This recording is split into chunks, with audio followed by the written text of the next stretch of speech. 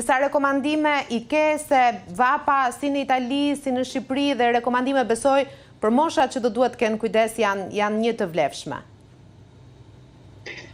Po, do të thosha që edhe institucionet shtetërore duhet të bëjnë pjesën e tyre në këto situate. Pse më këtu tek ne organizojnë palestra, organizojnë pate sporti, organizojnë hapësira të kondicionuara me kondicioner ku gjatë ditës personat e moshuar shkojnë kalojnë ditën në freskollëk për të mos përballuar atë nxehtësi në shtëpitë e tyre. U furnizohet me ujë, u furnizohet japin disa komuna japin edhe një sipon ndihmë për blerjen e kondicionerit në shtëpi.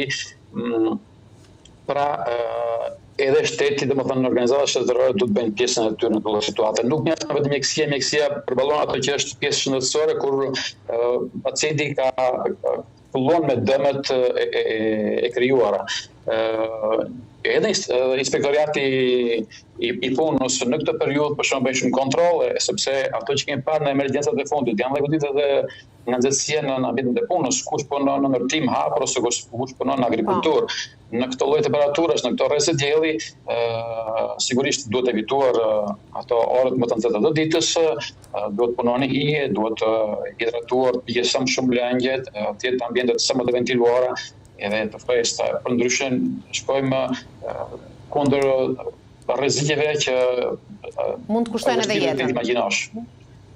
Kushtojnë jetën, patjetër. Doktor Gjekat, falenderoj shumë, ishte kënaqësi që ishe me ne. Falenderoj shumë dhe disa informacione se si do të jetë moti edhe për Italinë dhe 27 qytetet që janë në alarm të kuq na informon në këtë moment e kolegja Tanja Porja. Tanja, Italia në veçanti po dhe pjesa tjetër e Europës, në titull e kemi thënë që Italia ndez alarmin, po digjet praktikisht Europa dhe janë djegur Franca, Spanja nga zjarret, në Turqi ka patur zjarre, në Greqi ka patur zjarre.